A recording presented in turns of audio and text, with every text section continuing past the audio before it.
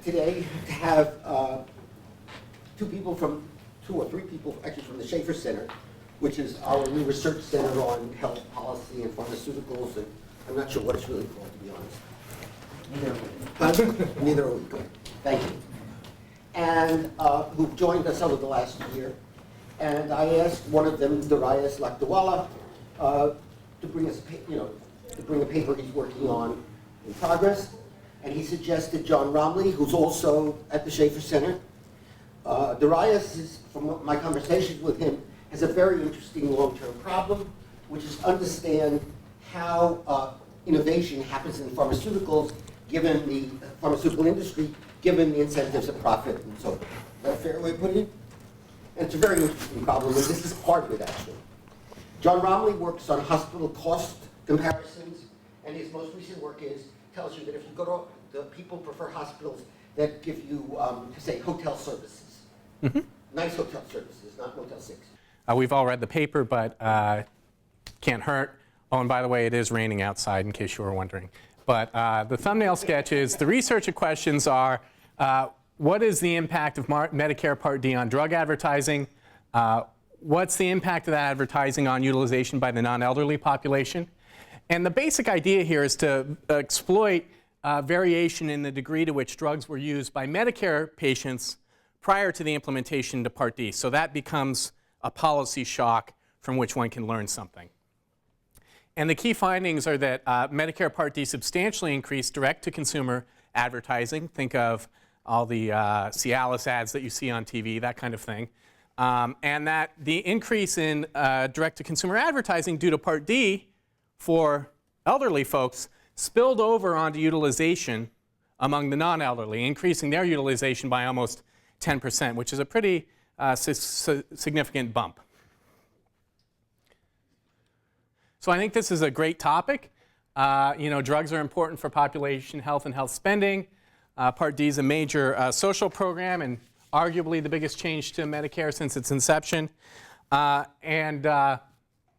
Advertising is important and interesting. Policymakers have devoted considerable attention to the issue of pharmaceutical advertising and how to regulate it, how to make sure that it's not misleading folks. Advertising is one response, one margin through which drug manufacturers may impact the overall performance of the Part D program, and so we want to understand that. And advertising is just a topic of long-standing interest and controversy within economics and other disciplines. There's a lot of debate about whether advertising is somehow informative or just persuasive, just getting people to do whatever it is you want them to do. So I think this is a great topic. And one thing that, for me, enhances its interest is that the answer isn't obvious. From a theoretical point of view, what the impact of Part D, which extended, as we all know, prescription drug coverage to Medicare beneficiaries, the impact of that program on advertising is theoretically indeterminate. On the one hand, drug insurance is going to lower reimbursement, the total reimbursement, to manufacturers, decreasing the return to investing in advertising. On the other hand, drug insurance lowers cost to patients, affecting their utilization behavior, and that can increase the return to advertising. So this is an interesting empirical question. The authors have nice data from the Medical Expenditure Panel Survey on utilization at both the drug and patient level. This is publicly available data. And they also have a great proprietary data set on drug advertising that distinguishes between direct-to-consumer and direct-to-physician advertising. Direct-to-physician advertising, as the name suggests, is just targeted to physicians. So think of the pharmaceutical reps who show up and provide the nice lunch to the office and sit down with the doc and try and persuade that person to use their products. And the unit of observation is either the drug or the drug class, depending on the analysis, for particular time frames over, or particular periods over 2002 to 2008. Part D, just by way of background, begins in 2006. And this is just straight from the paper. It's very interesting. So this is direct-to-consumer advertising expenditures, averages at the drug level. And Right here's the passage of Part D. Right here's the implementation. And what you see is, and so here they're exploiting that variation in how sort of exposed these particular drugs are to Medicare and Part D prior to the implementation. So the dashed line is low Medicaid market share, solid line is high Medicaid market share, and up to the implementation, they're kind of moving together, look pretty similar. After that, we have this pretty clear break. And so, that's really nice to see. I think that's pretty persuasive that there's something going on here, and Part D is a plausible explanation. They're careful to look, for example, prior to implementation at whether trends in advertising are related to Medicare share, and find no evidence of that. So that suggests there's really something about Part D that's mattering here. So then they move on to a more formal statistical analysis of the impact of Part D on advertising. They do an ordinary least squares regression at the drug quarter level for both direct-to-consumer and direct-to-physician advertising. They have a pretty nice set of controls, covariates for other things that might be going on with respect to these drugs, and they find a quite large impact. So for a drug with mean Medicare exposure relative to a drug with no Medicare, Part D bumps up direct-to-consumer advertising by 70%. Pretty large. Now, my suggestion here would be, why not model the zero advertising drugs explicitly for Part D, for direct-to-consumer advertising. Only 34% of the drugs in the analysis have any direct-to-consumer advertising at any point during their sample. And so it's just a result that ordinary least squares is going to yield biased estimates of the conditional means of interest when there is such censoring. And one may find that when one does this, I would be surprised if the result went away, but one might find a more modest and perhaps more plausible set of magnitude for the impact of Part D on direct-to-consumer advertising.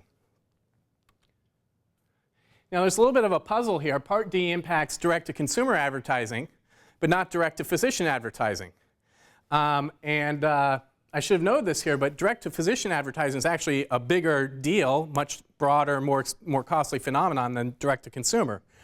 And so, you might expect to see something going on there as well, given the large effect that was found for direct-to-consumer. So just the first thing to note, though, is that the estimated impact of direct-to-physician is indeed positive. It's just statistically imprecise. And what's in direct-to-physician? Well, this data is quite rich. And so in principle, one could distinguish between ads in medical journals, visits to doctors' offices by reps, detailing, and drug samples provided to doctors. Now, those in the data, those samples are valued at the retail price. And these samples account for the vast majority of direct-to-physician costs. The thing to recognize, though, is that retail price greatly overstates the true cost, which some people call, you will say, pennies per pill, the true cost to the manufacturers. And that's in there. That's in that total. Now, if the sample share of deep direct-to-physician expenditure varies across drugs, well, you're going to have measurement error in the dependent variable. And that's going to impair the power of your analysis. So I would suggest distinguishing samples from other kinds of direct-to-physician advertising. And then I would just encourage the authors, because these measurement issues do seem pretty important to me, I would just encourage the authors, I wouldn't want to suggest that they haven't thought about this at all. That'd be grossly unfair. But I would just encourage them maybe to think, give some further thought to whether these other kinds of direct-to-physician advertising are well measured.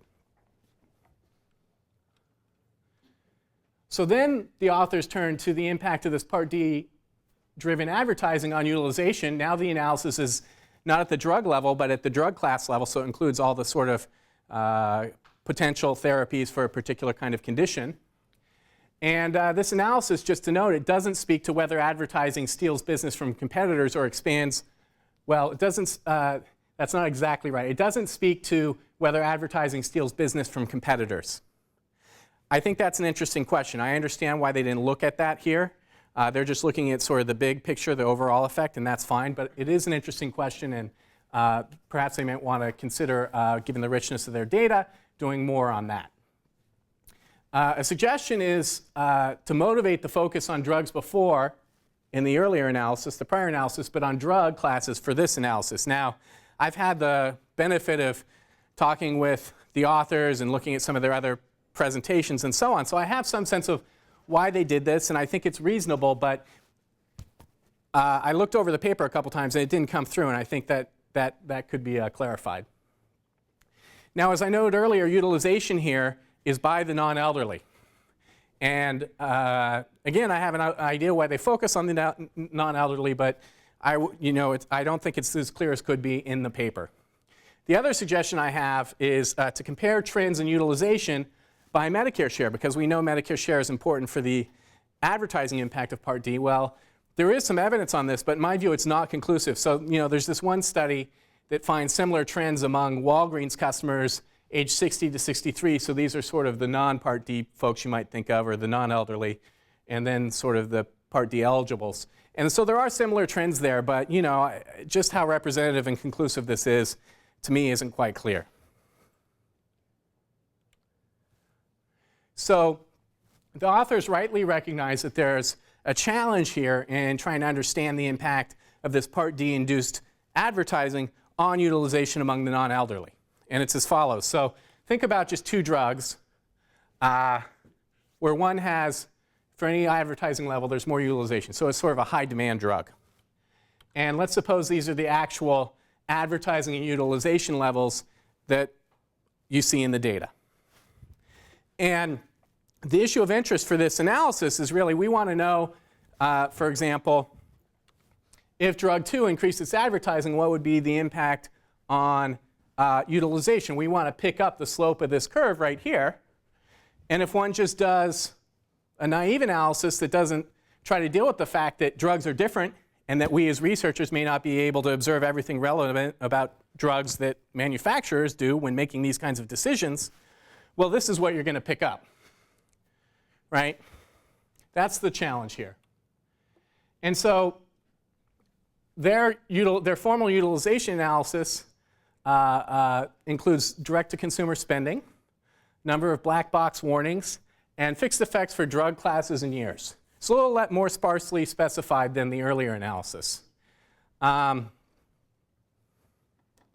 the concern, as I just noted, is that spending may be correlated with factors observed by manufacturers but not by the authors.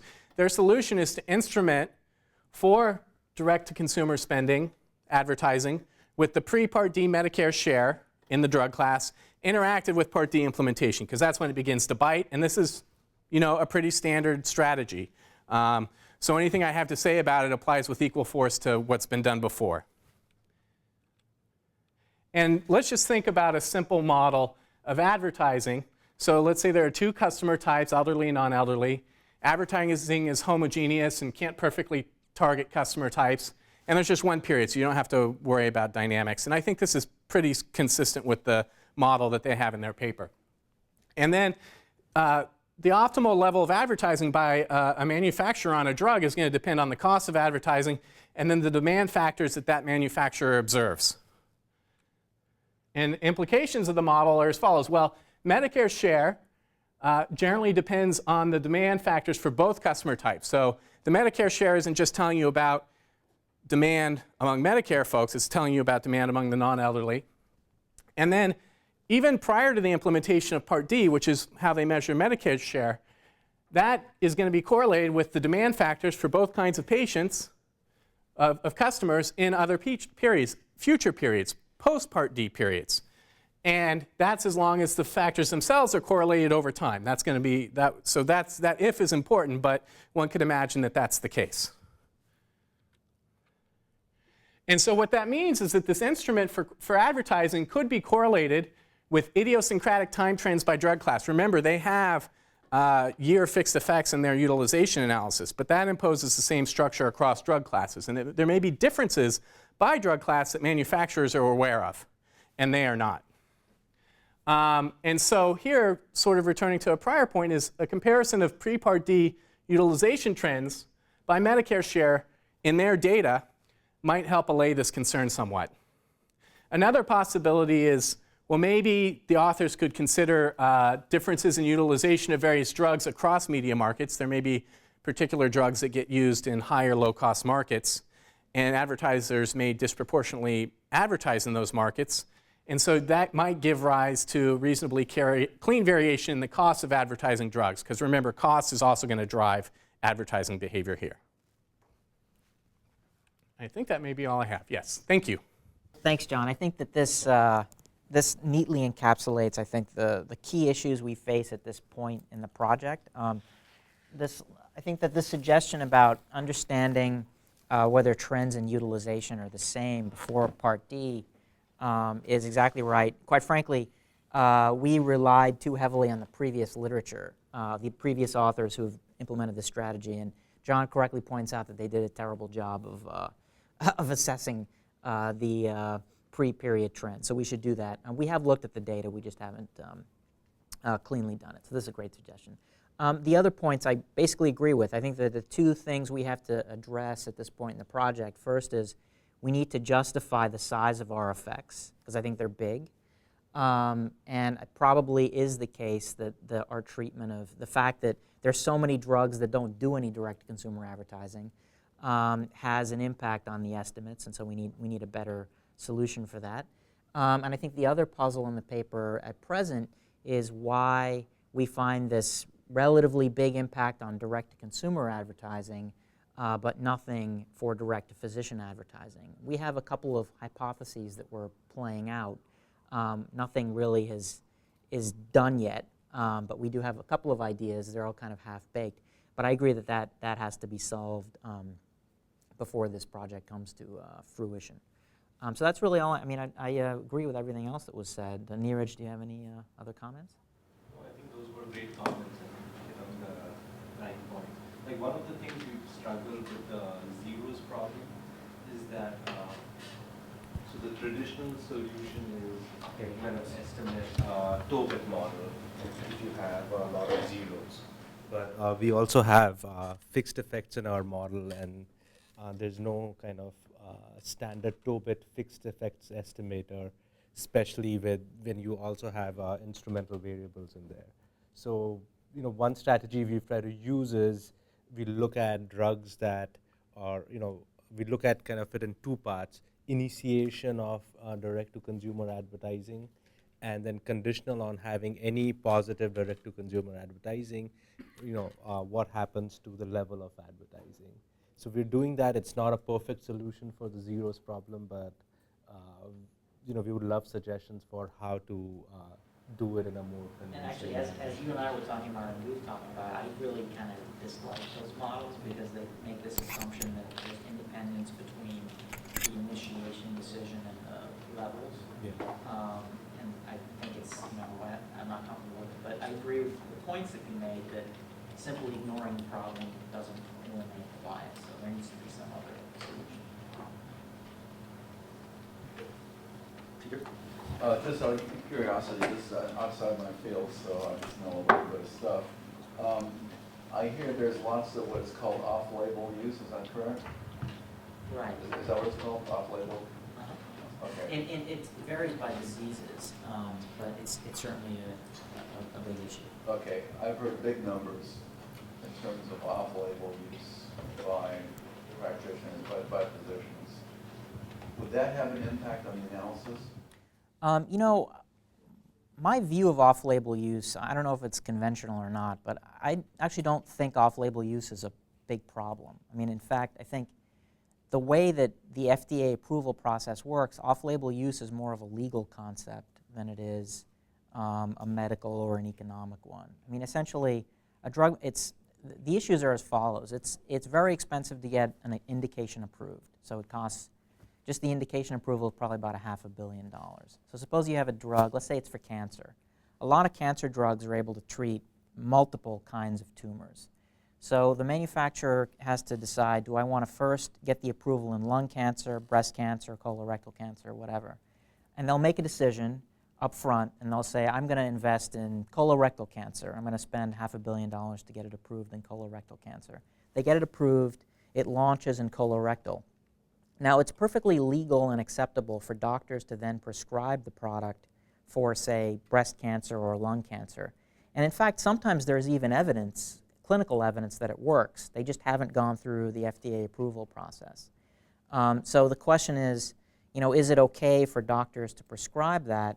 And I mean, I think it certainly brings drugs to market faster for indications that otherwise would be delayed. I understand that. Where I was going, does the off-label, on-label, whatever you call it, does that guide the advertising decision? Sorry.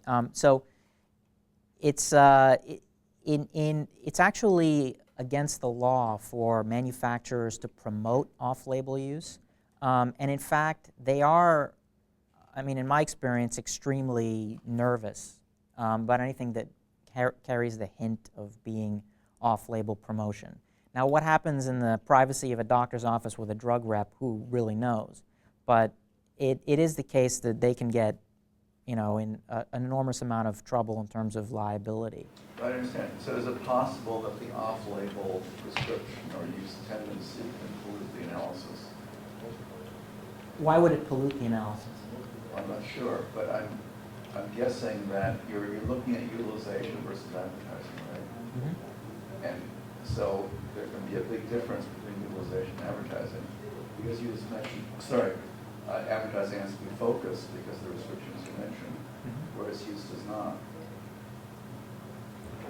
Right. Okay, so here are a couple of observations about how the off-label issue might vary. So in the context of a detailing visit, that's where it's going to be the most problematic. So you can't, if you go into the doctor's office and say, by the way, there's a study in JAMA that says our drug works for lung cancer, even though it's not proved, that's problematic.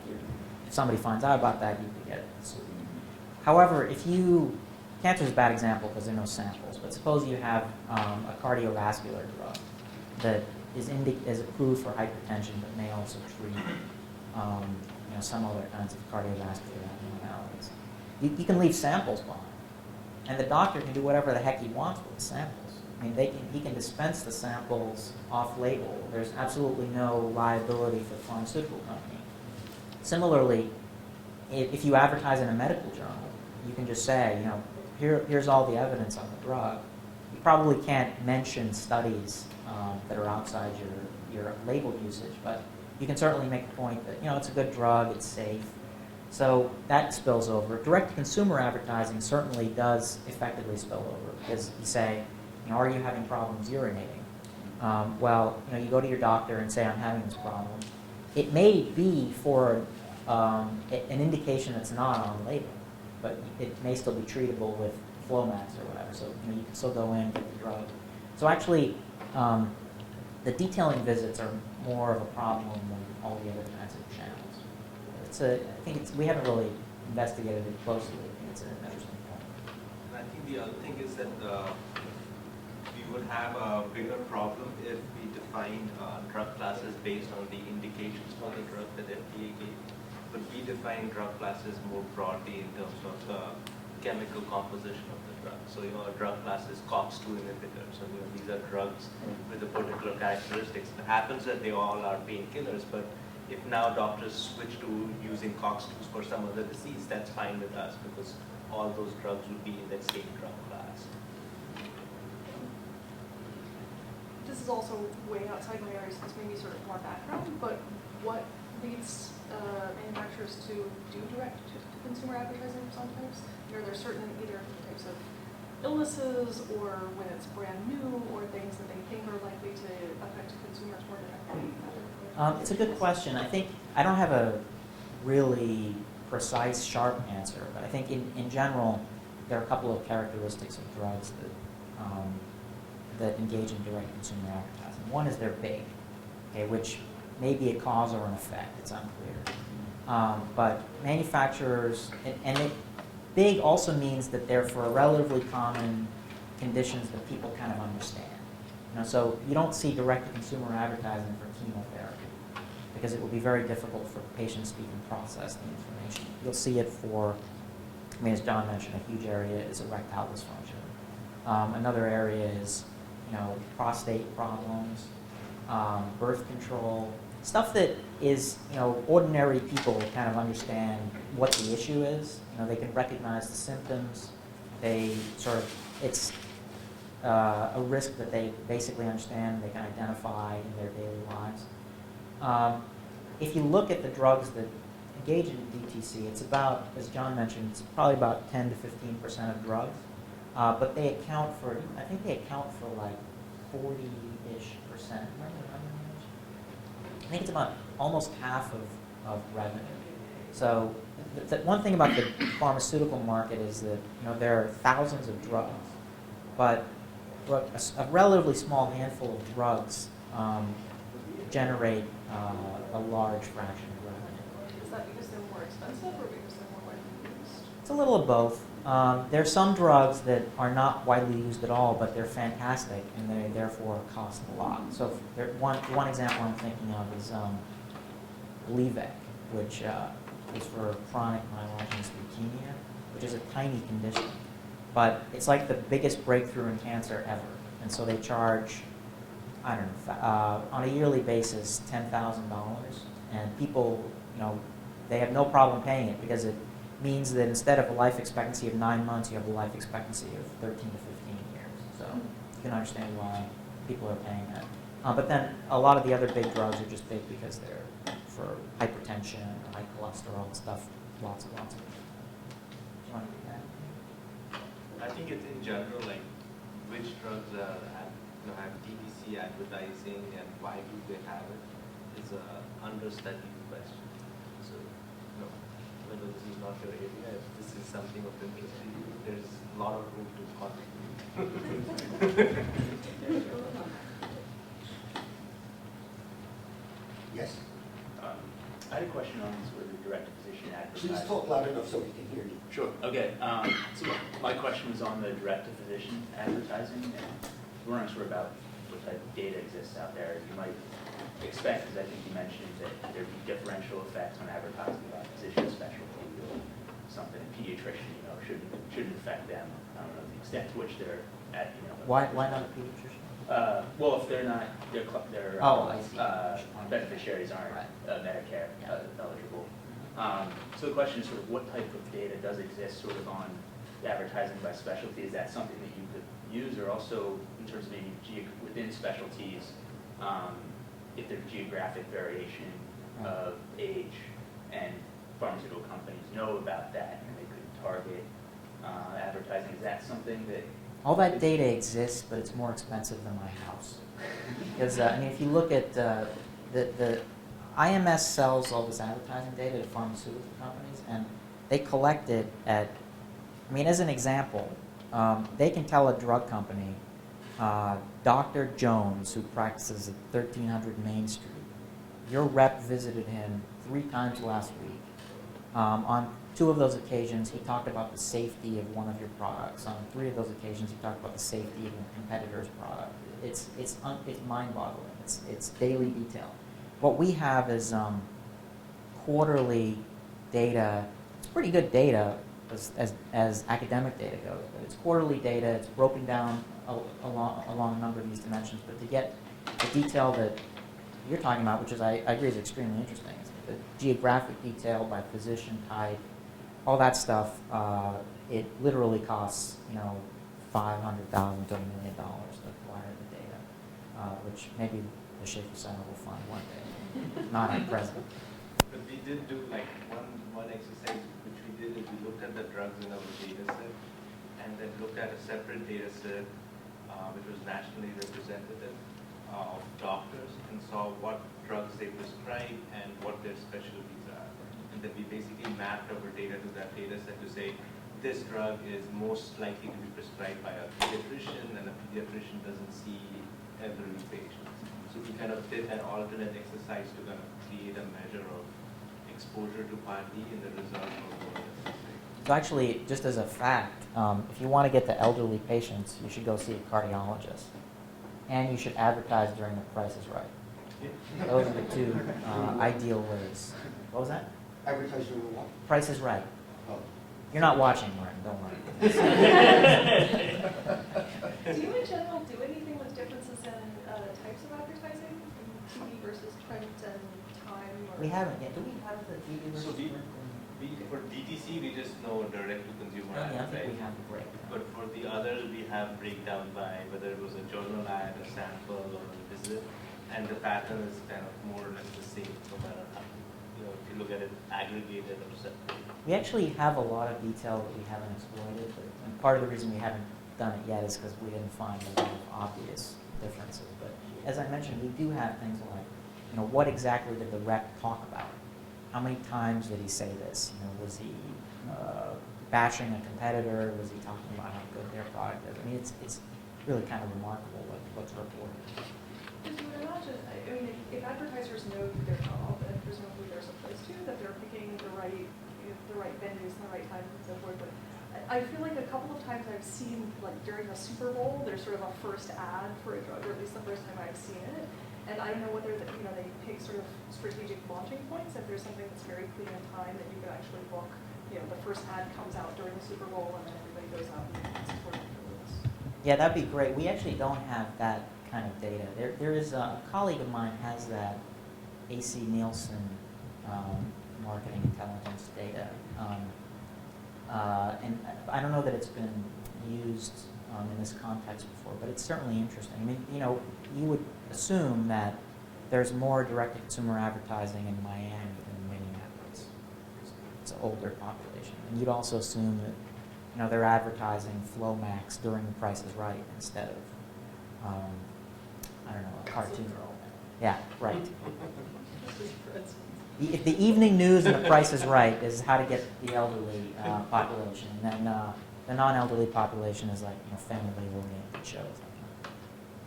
On the direct-to-physician, do most physicians who see elderly patients also see non-elderly?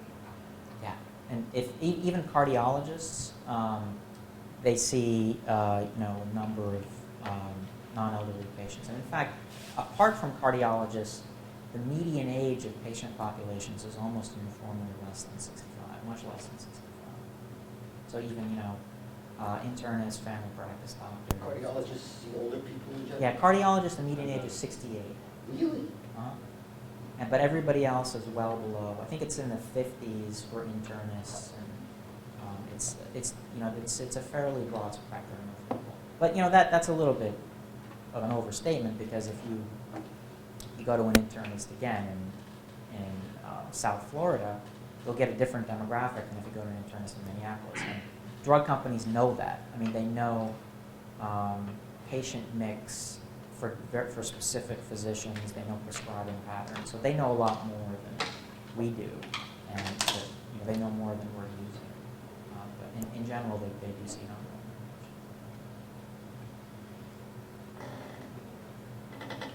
non-elderly. Two questions. The joke always about advertising is, 50% is wasted, but you're not sure which 50% is wasted. You've heard that joke. Yeah. So the most interesting problem for me is almost like I see you having lots of data and lots of analytic power on a problem that's fairly standard in business schools, or in public relations. When does advertising work? What does it change?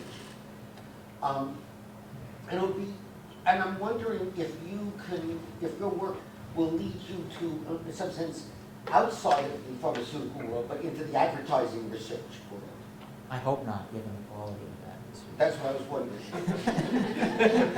wondering. That's unhelpful to you? Well, actually, we did look at a lot of the marketing literature, and it's just different. It's not what economists would typically do with the problem. It tends to be.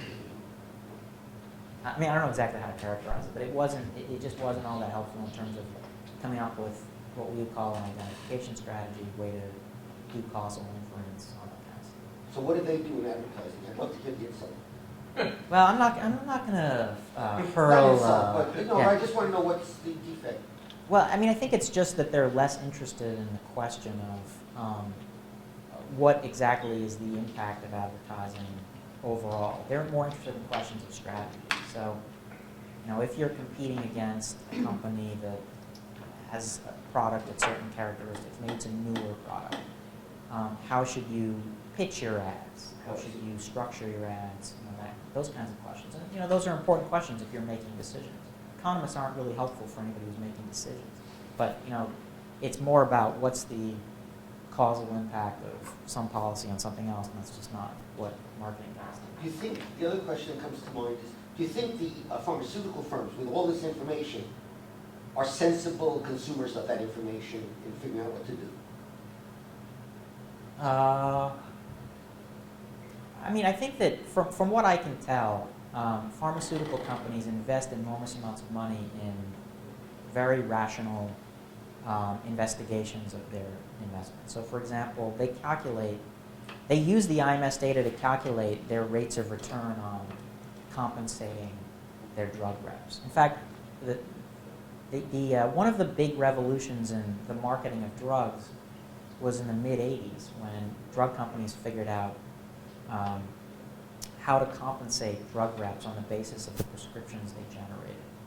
So they estimate the increment in prescribing that each rep generates. They value it, and their bonus is tied very explicitly to that added value, which is actually, much finer than anything else you would see in even a sales context where most workers are compensated on a commission basis. So I think they're pretty sophisticated about it, and they know more about it than we do. I mean, they have better data than we do. And so they have big data analysis groups that just grind that stuff out for them? I mean, they do have a lot of groups that are estimating rates of return like that. I mean, they have economists and statisticians who do this kind of thing. Because that's very interesting when they have such detailed levels of behavior. You usually don't have that level of Yeah. information in do that kind of cost accounting. Right. You know, That's why IMS is a $3 billion company, because in some sense what they do, it's integral to the way that they compensate all of their employees. I mean, they have to have that kind of data, high quality data, in order to make the labor market work. And IMS is the best data provider, so they make a ton of money. what does IMS stand for? It doesn't stand for anything anymore. I don't know what it used to stand for, but now it's just one of those. It's called IMS Health. Yeah, right. Yeah. More questions? Yeah, I'm just curious. So first, I have to apologize. I didn't read a paper, so I probably I'm not sure if I summarized the main findings right. So is it that you find there's a large response to direct-to-consumer advertising, but not so much of the response in terms of utilization to physician detailing? Right. And is it true that the pharmaceutical companies spend a lot more money on physician detailing than on Right. direct-to-consumer advertising? And so, I'm just curious as to why you think that might be the case, to spend a lot of money on something that, empirically, there's not so much of response from demand versus spending relatively less money on something. Well, I mean, I think that we don't know why there's a difference yet, but I mean, just to be clear, But I think there is a conclusion to that. So when we look at the utilization response, we don't look at the effect of direct-to-physician advertising on utilization. We just look at the effect of direct-to-consumer advertising on utilization. When we look at the effect of Part D on advertising, we look at both of them and we find that there's a bigger response to direct-to-consumer advertising than direct-to-physician. because there's no identification of the direct-to-physician effect in this context. So in other papers, we've looked at this issue of direct-to-physician advertising. You can estimate a response so theory predicts the following, that sort of the standard simple model of monopoly in economics says that if you take the elasticity of quantity with respect to price, and you take the elasticity of quantity with respect to advertising, so the relative responsiveness of demand to both price and advertising, the ratio between those two things should be approximately equal to the fraction of revenues devoted to advertising spending. And that's about what we find in other studies of direct-to-physician advertising. So just for some context, as a fraction of revenue, pharmaceutical companies spend about 20% on marketing, which is high. I mean, it's on the higher end of industries in the U.S. 20% is reasonably high. And so that it corresponds to higher levels of responsiveness of demand to advertising even for direct-to-physician. So just to bring it back to this paper, we can't estimate that here because we don't have an instrument for direct-to-physician advertising. Part D doesn't really differentially change direct-to-physician advertising, so there's no first stage in the model for us to estimate. Yeah, would there be the same incentive to do more? I mean, it's a good. I think it's an outstanding question right now for us. Why there's a difference? I mean, we have a couple of hypotheses about. It certainly is you're targeting a different kind of recipient, and there are some differences. But it is true from 50,000 feet. It's certainly the case that the incentives are the same. That the fact that you have more insured customers who consume more of the product means that it's more valuable for you to get somebody to switch, whether it's through direct-to-consumer marketing or whether it's through convincing their physician to switch them. That's undoubtedly the case. There probably is something about how the advertising is being received that I think we only have half-baked theories at this point. But I think it's a puzzle that we need to solve before we finish this up. Have there been any changes in the policies about advertising drugs during this time period that you're looking at? What's sort of the general framework for, I mean, they have to list Yeah. all of the negative side effects and so forth, but does that change? Neeraj, you've done more investigation. So recently there hasn't been, at least during this time period, there was no change in policy, but in 1997 there was a big shift where, or actually it wasn't that big of a shift, but it led to a big shift in behavior. So before 1997, there was very little direct-to-consumer advertising. And then, FDA kind of relaxed some of the regulations. And after that, you saw like a doubling of direct or tripling of direct-to-consumer advertising over the next few years. But during this period, kind of Part D was the major thing. But if you look at individual drugs, there's always new things coming out. There's a new clinical guideline. There might be a safety warning and things like that, and those could affect advertising. And that's why we try to control for some of those. Track each and every potential change. So can you pick up essentially negative advertising? They have to sort of come back and say, either we didn't tell you before that there's this negative side effect and now we're telling you, or, I think some of them have had sort of vague claims with the off-label question. We said that it would do all these things, it turns out it actually doesn't do some of those, or. So especially in direct-to-consumer advertising, there are strict rules that you need to follow, like the format of the ad, and you have to disclose all the side effects. And if the FDA, like there's something called a black box warning, which is basically a warning around which you put a black box, and that has to, so if the FDA says this side effect is severe enough, then you have to put that black box in your DTC ad, you have to put it on your labels and so on. So unless there is a legal matter where they didn't disclose anything and now they have to disclose something. Presumably some of that can change over time. So if they do a new study on the drug and they Yeah, discover a new exactly. negative side effect that wasn't in the advertising before that comes on, so then So we try to capture that. So we have like a variable We have called black box warnings. So every time there's a change in that warning or there's a new warning, we have a variable which would capture that. I think there are also some issues that you raise that are a little bit beyond the scope of this paper, but some other work we've been doing. One is, from a normative point of view, how do you think about advertising that is inaccurate? And it turns out if you think about, so from a standpoint of economic efficiency, truth has no value in and of itself. The question really is, what is the impact of advertising in terms of outcomes? And so here's what I mean. So when you have just a patent monopoly, the standard result is that the monopolist is charging a price that's too high relative to a competitive market. So fewer consumers are using the drug. So there are some consumers who are willing to pay more than marginal cost for the drug, but they're not getting it because of the monopoly situation. Now, advertising partially mitigates that because actually it expands demand. So some of the people who previously would not have used the drug are convinced to use the drug. Now, even if it's under reasonably weak assumptions, even if those people are, you're just lying to them, telling them this drug will get you into heaven or whatever you're telling them. If they use the drug and they're still among the group that values the drug more than marginal cost, it's welfare improving, even though you're lying to them.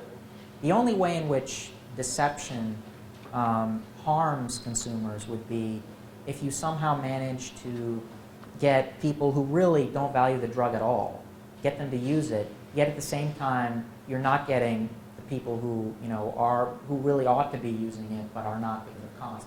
You're somehow not getting them on the drug, which is possible if somehow you're targeting some vulnerable group that doesn't benefit. But as a general matter, most of the time, advertising by a monopoly is helpful even if you're lying to them. Now, the other issue of safety is an interesting one. So there's some other work that I'm doing on liability and how exposure to tort liability affects the decisions of drug manufacturers when it comes to disclosing side effects. Because clearly, if you're a drug manufacturer, there are about a bazillion possible side effects you can disclose. Some of them are completely unrelated to your drug. I mean, in the clinical trial, you are required to report every single thing that happens to the patient. So if the patient, had a bad day and had a headache, it's a side effect, technically, of your drug in the clinical trial. So you have to make a decision about whether to disclose it as a side effect or not. So it's a choice. It's not as if the side effect is obvious to everybody. And it turns out that when you expose manufacturers to more liability risk, they disclose fewer side effects. And in addition, patients experience slightly more adverse events, which makes sense because you're giving less information about the safety profile of the drug. Now, another point about this is that when you expose manufacturers to more liability, patients seem to like that. They seem to be willing to pay more for drugs that are exposed to more liability. They seem to view that either as an insurance device or some other kind of benefit. So there's, I think, a separate issue of how drug companies are making decisions when it comes to safety disclosures, which is, today drug companies can get sued for, strange reasons. There was a recent case that was fairly well known in the legal literature called Wyeth v. Levine. And in this case, the drug manufacturer Wyeth got sued. And usually you can only sue a drug manufacturer for failure to warn about a side effect. But in this case, Wyeth lost the suit not because it failed to warn, but because it failed to warn loudly enough. They were sued because a doctor administered their product through IV push. And there's a thing on the labels saying don't administer the drug via IV push. But the argument was made that Wyeth didn't go out and just beat on doors and say, by the way, did you see the label? Make sure you don't do it. And so they actually lost a huge judgment just for, I guess not screaming and yelling enough. So there's a lot of exposure that's uncertain for drug manufacturers as well. So I think it's another interesting set of issues as to how they behave related to safety and disclosures. Questions?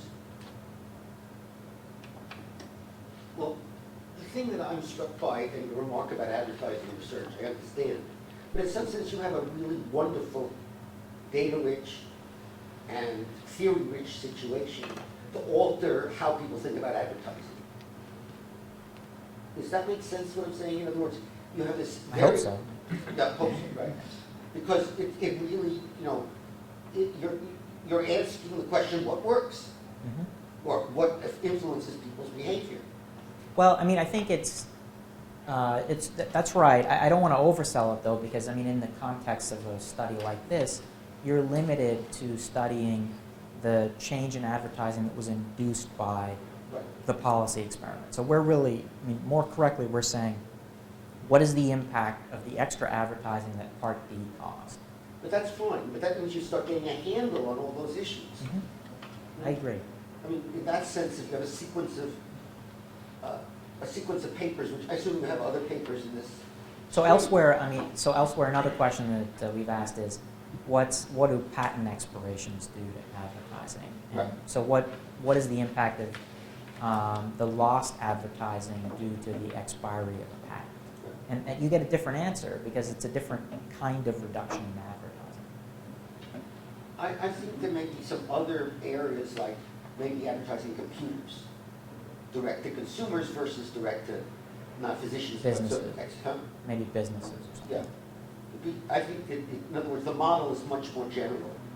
No, I agree. And as John alluded to, the question of what advertising does is an old one in Yes, that's economics, right? So there are three, we didn't really talk so much about it, but I mean, there are three prevailing views that aren't necessarily mutually exclusive. One is that advertising informs, another is that it persuades, and another is that it just creates consumption value. This is kind of like the Nike model of advertising. The Nike ad doesn't really do anything other than make you feel happy about consuming a product that has really flashy ads, or Coke ads and Pepsi ads, beer ads, right? The beer ad doesn't tell you anything about the product. It just may make you feel happier to drink beer that people have heard of. You know, so there's that consumption value of advertising as well. So disentangling all of those channels, I think, is a very interesting line of research. We haven't really done it here. Look, and the reason why it seems so interesting is this is, maybe you can't afford the database, but there's enough flowing around with information which you don't have in all cases. You know, consumption of Wheaties just doesn't have that level of information. Right. Or automobile purchases. I mean, this is almost like a gold mine if you could figure out, if you could get the data and if you could figure out how to disentangle things. I mean, we had been talking to some of the, the guys who work on this at Marshall, Yeah. and we are definitely interested in the generic set of issues surrounding advertising. Yeah, all right, fine, because that was the most striking thing to me. Yeah. The other thing I wanted to ask is the 7%, that is affected by direct to physicians. Was that? Say that again? Was it 7% effect from direct to physicians advertising versus 70% with the direct to consumers? Do you remember the numbers? So for direct to physicians, there is, I guess the numbers are positive, but they're not Yeah. statistically different from Oh, zero. right. And for direct to consumer, it was around 68%. Right. I remember those 7%, and I didn't know if it was meaningful. Yes? The utilization impact was 7 to 9%. Right. Is that what you? Yeah. And I didn't know if that was real or just a small number that could be zero. Well, the direct-to-physician impacts are all basically zero, or just not distinct from zero.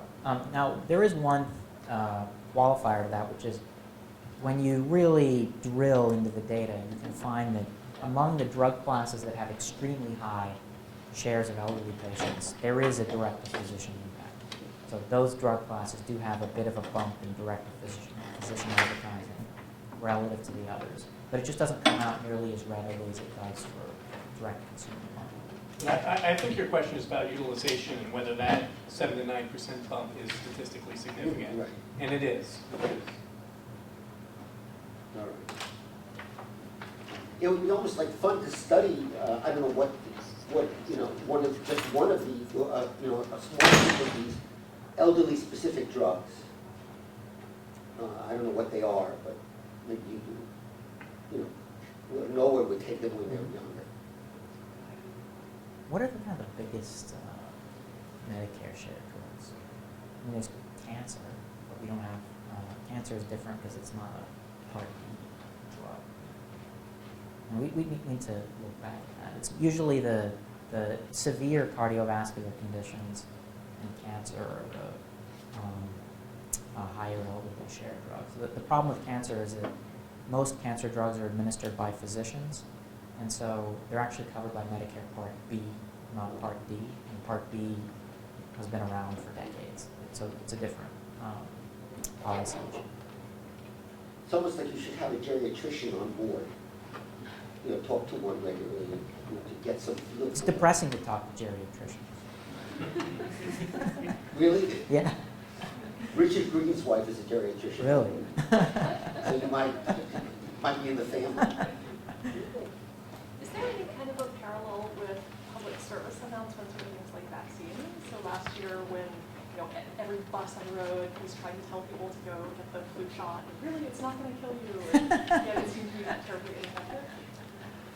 Because people didn't get the flu shot, you mean?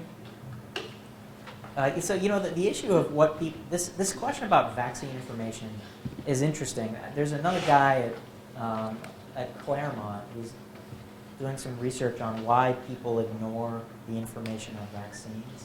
And all this stuff about vaccines and autism and mercury, all this stuff, it's hard to convince people that it's false even though it's obviously false.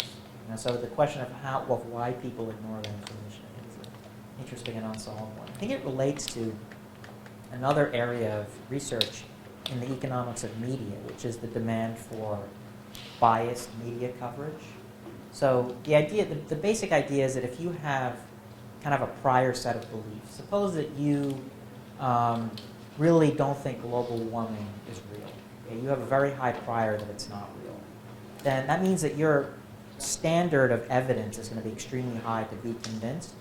And so it kind of follows that the news sources you ought to pay attention to are the ones that share your prior. Because you don't want them to say, oh yeah, we're convinced that it's real, when in fact, their prior is so much different than yours. So this explains why, conservatives watch conservative news, liberals watch liberal news. But it's a kind of a similar issue that if you really believe that vaccines cause autism and stunt the growth of your child and all this stuff, then you're going to have a huge requirement that somebody should demonstrate the contrary view. And so maybe it's just, the ad on the bus isn't enough for you because you have such a huge presumption against it. There's a nice paper in the Economic Journal a couple of years ago by this guy from the University of Hong Kong. I forget his name.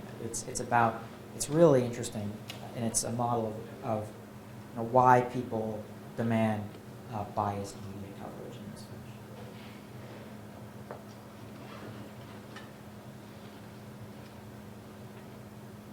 Any more? Thank you. Thank